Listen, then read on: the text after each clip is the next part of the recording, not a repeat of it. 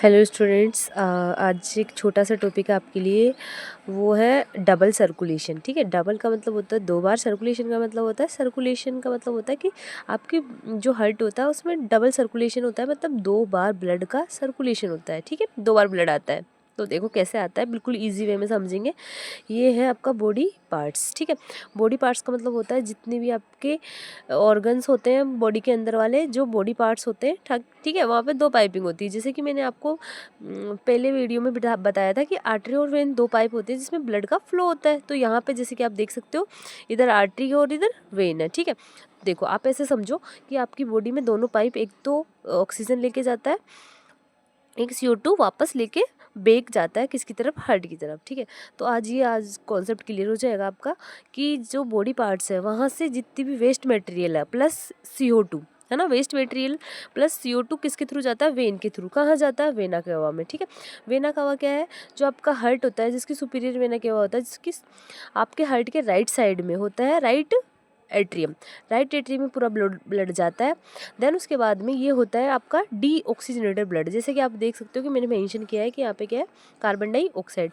इसमें वॉल लगे होते हैं, इनको बोलते हैं 3 ट्राइकस्पिड वॉल, कि वो 3 वॉल्व होते हैं यहाँ पे, इसको बोलते हैं ट्राइकस्पिड वॉल।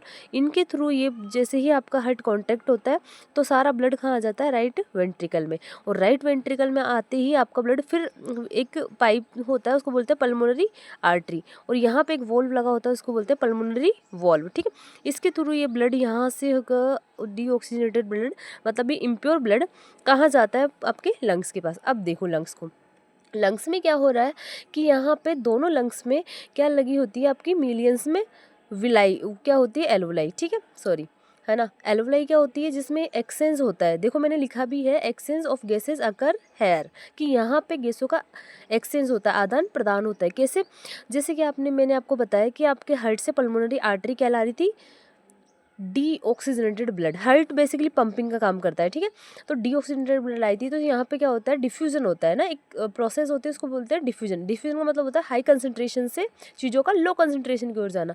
तो जैसे ही यहाँ पे आपकी क्या आती है, CO2 बहुत हाई कंसंट्रेशन में होती है, तो ये जो आर्टरी ये जो एल्वोलाई होती है, इसके चारों तरफ है ना कैपिलरीज का जाल होता है।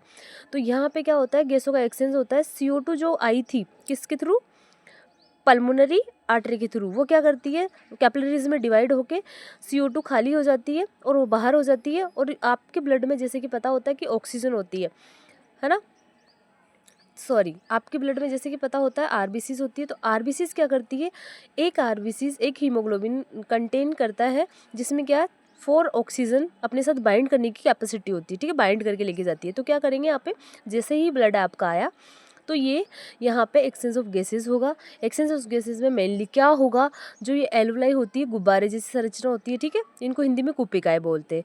ये क्या करती है, CO2 को तो अपने अंदर लेके बाहर कर देती है, यहाँ पे ब्रीथिंग की प्रोसेस होती है। ठीक है, देन उसके बाद में जो ऑक्सीजन है वो क्या करती है, RBCs के साथ बाइंड होती है और वापस दूसरी, जिसको बोलते हैं अपन पल्मोनरी सर्कुलेशन। ठीक है, जिसमें कौन आती है, पल्मोनरी वेन। ठीक है, इसको क्या बोलेंगे अपन, पल्मोनरी वेन। ठीक है, तो देखो मैंने आपको बताया था असेप्शन होता है। असेप्शन क्यों होता है, क्योंकि आपको पता है when always carry deoxygenated blood, लेकिन यहाँ पे ऑक्सीजनेटेड आ रहा है। ठीक है, तो ये असेप्शन है। इधर यहाँ पे भी ऐसे ही था, arteries always carry oxygenated blood, लेकिन यहाँ पे CO2 लेके जा रही है, इसलिए क्या हुआ, असेप्शन। ठीक है, यहाँ से प्योरीफाई ब्लड कहाँ आता है, आपका लेफ्ट एट्रियम में। लेफ्ट एट्रियम में आते हैं, यहाँ पे कांटेक्ट होता है और ये यहाँ पे देखो दो वोल्व है ना, तो इसको बोलते हैं बाइकस्पिड या मिट्रल वोल्व। इसके थ्रू फिर कहाँ आता है आपका पूरा ब्लड, लेफ्ट वेंट्रिकल में। जैसे ही लेफ्ट वेंट्रिकल में आया आपका ब्लड, और ये एक वॉल्व होता है, इसको बोलते हैं अरोटिक वॉल्व।